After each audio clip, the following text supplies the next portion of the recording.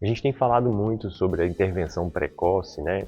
E principalmente sobre o diagnóstico quanto antes possível, né? E ultimamente no Brasil a gente tem visto essa discussão, né, sobre a idade ou não do diagnóstico em autismo. E eu estou aqui no congresso em Abu Dhabi de autismo e a gente tem visto aqui algumas palestras importantes sobre desenvolvimento principalmente de linguagem, que é uma das características, né, da comunicação em si, não só da linguagem falada, né, mas da comunicação em si, o tanto que ela é importante de ser trabalhada desde novinho. E a gente tem que lembrar que, embora o cérebro tenha uma plasticidade grande ao longo do desenvolvimento todo, né, assim, a gente tem aprendizado a vida toda, somente de algumas características, por exemplo, o vocabulário, né? Você pode morar num outro país e aprender uma segunda língua qualquer época da sua vida. Só que se você for morar num país e aprender uma segunda língua muito novinho, você vai ver que você vai ter muito mais fluência, né, na capacidade de produzir os fonemas e não ter sotaque, né, de estrangeiro. E essa característica mostra claramente que o cérebro tem períodos que a gente chama, né, de períodos mais críticos, né, que tem mais plasticidade para poder aprender. E no autismo, a gente está falando de um transtorno que tem uma dificuldade grande com vários marcos de desenvolvimento. Dentre eles, né, o que é mais falado da comunicação.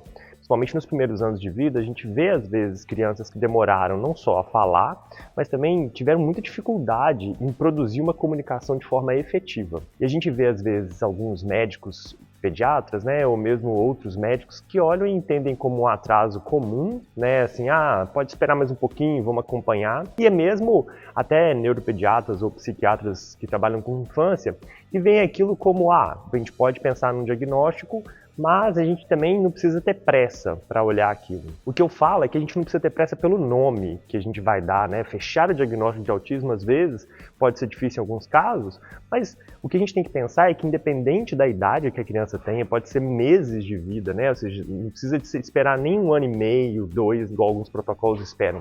Se você observa que naqueles momentos ela já tem um atraso de comunicação que seria esperado, né, com características que seriam esperadas para aquela idade, a gente já pode começar a intervenção. A intervenção não quer dizer levar para um grande centro, colocar na ressonância magnética, né, fazer exames complexos. Quer dizer trabalhar mais com essa criança, principalmente o que ela não está conseguindo, né?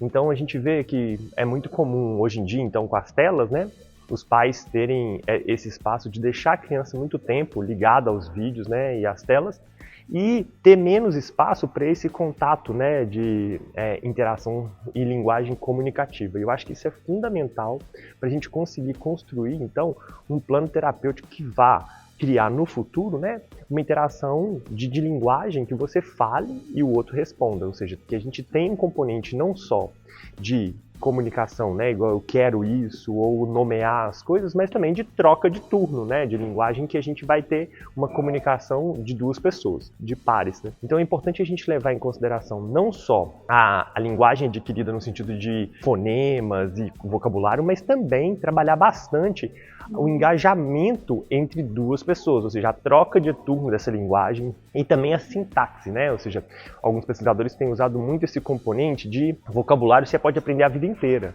Só que se você não trabalha desde novinho alguns componentes mais sintáticos da linguagem, né? Ou seja, a criança aprender que o livro está em cima da mesa, ou o livro está atrás da mesa, essa bola é maior do que essa, esse bonequinho é mais alto do que este, ou aquela criança está mais longe ou mais próxima.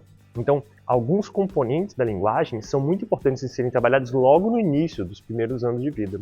E mais importante de pensar é que, embora exista uma plasticidade gigantesca, né, no cérebro nos primeiros anos, os quadros genéticos, né, ou seja, autismo é um quadro genético e ele tem uma programação já pré-determinada. Então, casos graves, eles têm uma genética diferente de casos que são considerados nível 1 de suporte, né? Então, a gente entende que existe uma predisposição ali genética para o quadro ter um atraso maior ou um atraso menor. E não só a terapia que vai modificar essa curva, mas a gente também tem que pensar que quanto mais grave for o caso, mais importante a gente fazer essa intervenção nos primeiros anos, porque essa janela de oportunidade ali, ela é mais curtinha. Então, se você pensar em uma criança neurotípica, música, ela pode aprender a vida toda. Ela tem muito mais anos de repertório de plasticidade para poder continuar aprendendo.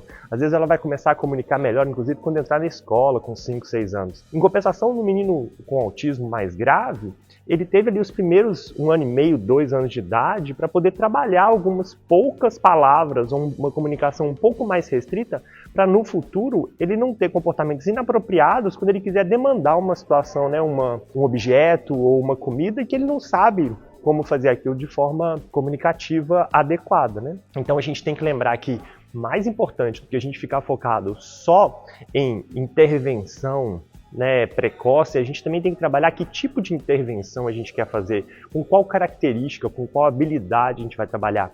E não ficar tão preso em si no código, né, no diagnóstico. Não espera o diagnóstico, não. Pode ir trabalhando. Se a criança tem algum atraso, né, principalmente para os colegas pediatras, né, se a criança tem um atraso, não faz mal nenhum começar a fazer fono, fazer psicologia, TO.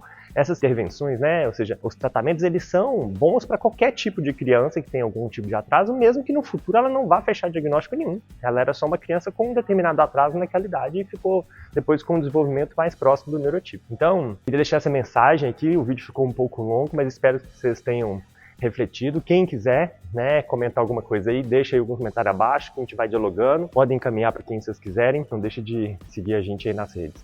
Um grande abraço, pessoal, até breve. Tchau, tchau.